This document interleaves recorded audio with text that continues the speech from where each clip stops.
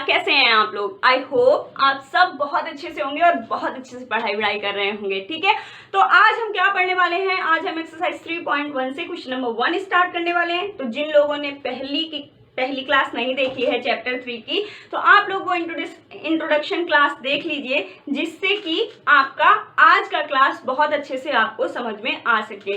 तो चलिए, अगर आप लोग मेरे चैनल पर नए हैं तो जल्दी से चैनल सब्सक्राइब कर लीजिए। अब हम लोग टाइम वेस्ट नहीं करेंगे और क्वेश्चन नंबर 1 स्टार्ट करेंगे। तो क्या है क्वेश्चन नंबर 1? देखते हैं। कहा जा रहा है कि Aftab tales his daughter, Aftab अपनी बेटी से कहता है कि 7 years ago I was 7 times as old as you were then। मतलब 7 साल पहले मैं तुम्हारी एज का 7 टाइम्स था। ऑल्सो 3 years from now, और साथ ही आज से 3 साल बाद I shall be 3 times as old as you will be। आज से 3 साल बाद तुम्हारी एज जितनी होगी उस एज का मैं 3 टाइम्स होऊंगा। ठीक है, तो आपको ये जो कंडीशन दी है इसे अलजेब्रिकली एंड ग्राफिकली रिप्रेजेंट करना है। तो चलिए करते हैं। सबसे पहले क्या करेंगे? सबसे पहले हम आफ्ताब की एज एज्यूम करेंगे। तो लिखेंगे कि प्रेजेंट एज ऑफ आफ्ताब। तो प्रेजेंट एज आफ्ताब की आपने क्या एज्यूम करी? x years. क्या एज्यूम करी? x years. ठीक है, अब आप बात करेंगे present age of his daughter.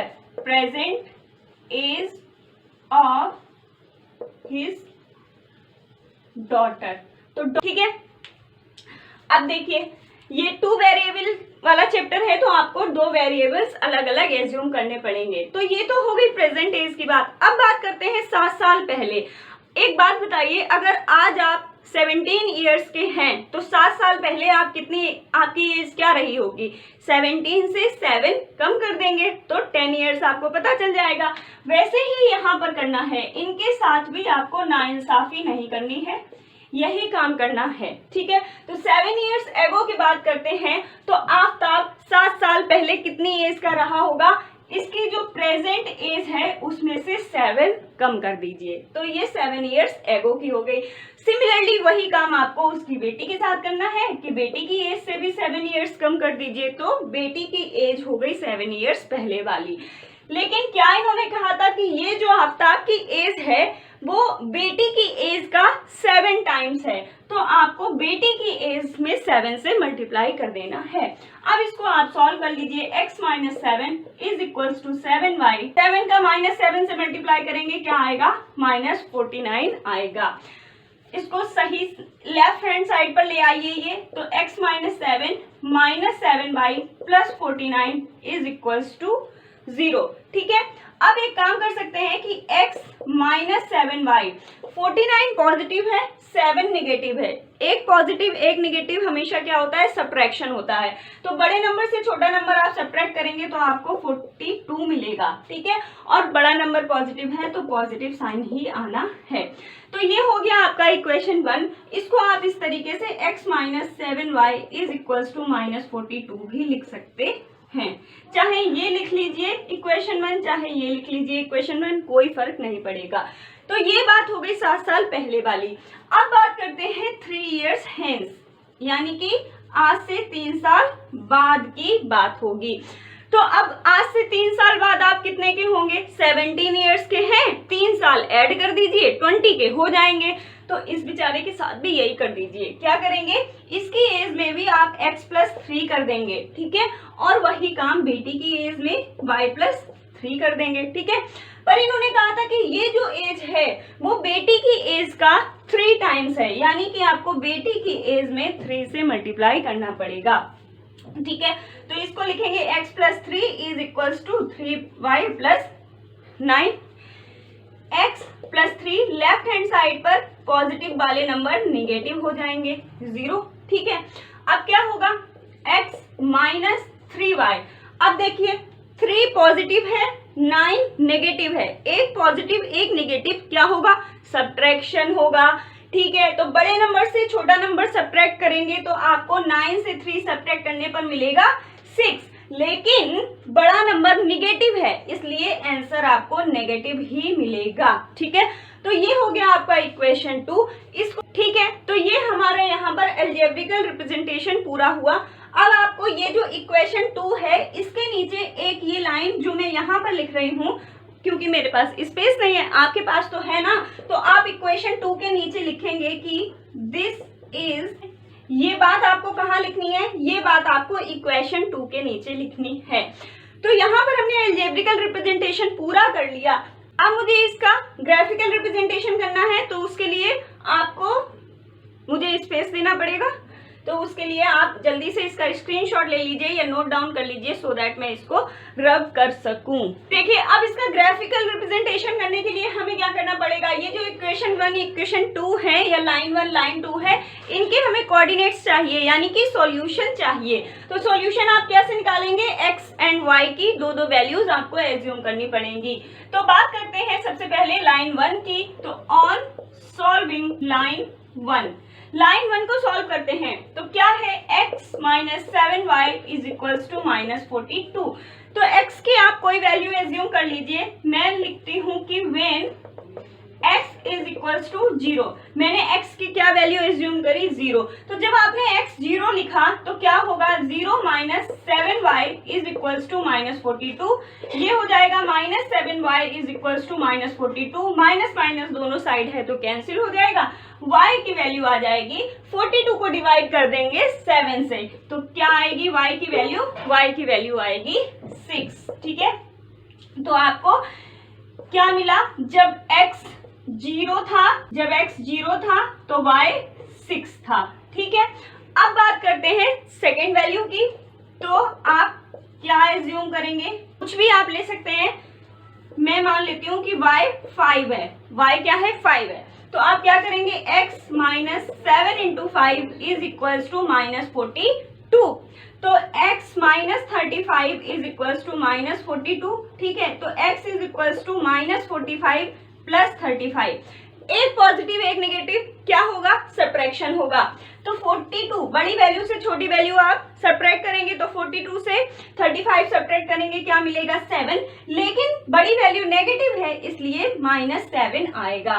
तो जब आपने y 7 लिया तो x क्या आया, x माइनस 7 आया। तो यहाँ पर जो दूसरी वैल्यू आपको मिली है वो माइनस 7,5 मिली है। अब आपको क्या करना पड़ेगा, अब आपको ये x y के कोऑर्डिनेट बॉक्स बनाने हैं। तो जब x 0 था तो y 6 था, फिर जब x माइनस 7 था तो y 5 था। ठीक है, इतना काम कर लेंगे। इसको करने के बाद आपको क्या लिखना पड़ेगा कि पॉइंट्स कौन कौन से पॉइंट्स, 0,6 लाइन, कौन सी लाइन पर, x minus 7y is equals to minus 42। ठीक है, ये पॉइंट्स इस लाइन पर लाई करेंगे। तो ये यहाँ पर लाइन 1 की बात हो गई है। आप इसको जल्दी से स्क्रीनशॉट लें या नोट डाउन करें, तो फिर मैं लाइन 2 की बात करूंगी। देखिए, अब हम लोग बात करते हैं लाइन 2 की। तो क्या लिखेंगे कि ऑन सॉल्विंग लाइन 2। तो लाइन 2 क्या है, x minus 3y is equals to 6, right. आप कोई भी वैल्यू ले लीजिए, when x is equals to 0। जब आपने x 0 लिया तब क्या होगा, 0 minus 3y is equals to 6। तो ये क्या हो जाएगा, minus 3y is equals to 6। तो y is equals to minus 6y3, यानी कि y की वैल्यू क्या आएगी, y की वैल्यू आएगी माइनस 2। ठीक है, तो पहली वैल्यू ये हो गई कि जब आपने x 0 लिया तो y आपको माइनस 2 मिला, तो 0, माइनस 2। अब चलते हैं दूसरी वैल्यू की तरफ।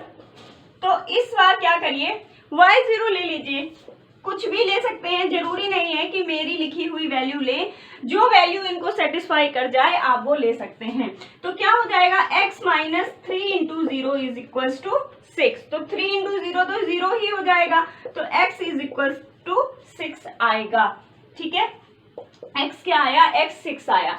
तो जो दूसरी वैल्यू आपको मिली वो क्या मिली, 6,0। ठीक है, अब क्या करना है, अब इनके कोऑर्डिनेट बॉक्स बना देने हैं।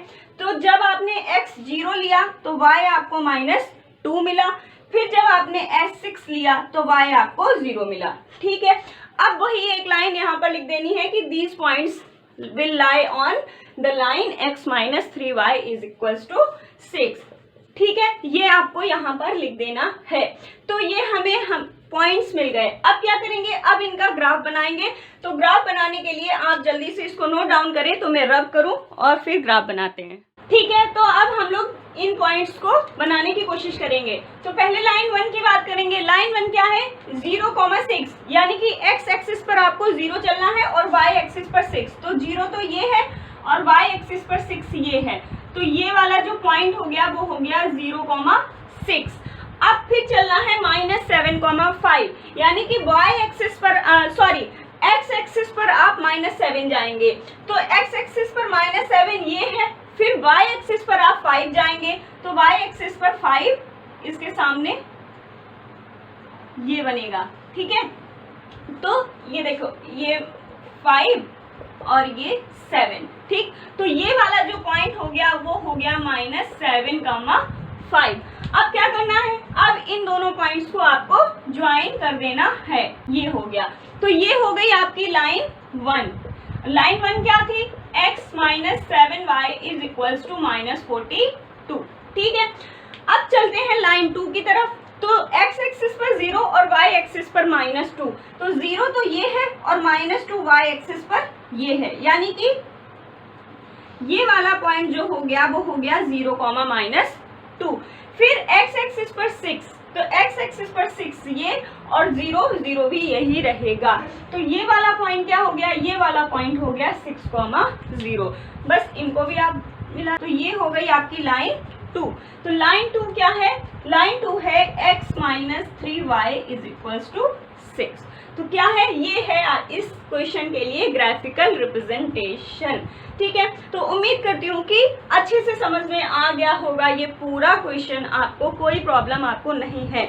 अगर कोई प्रॉब्लम है तो do mention in the comment section में, ज़रूर रिजॉल्व करूँगी आपकी क्वेरीज को। राइट, तो इसी उम्मीद के साथ कि आप मेरे साथ बने रहेंगे। आपको मेरे एफर्ट्स पसंद आए अगर, तो आप वीडियो को लाइक करना और शेयर करना ना भूलिएगा। ठीक है, नेक्स्ट क्लास में नेक्स्ट क्वेश्चन के साथ मिलेंगे। तब तक बहुत सारी प्रैक्टिस कीजिएगा, अपना ख्याल रखिएगा। Bye bye and have a nice day.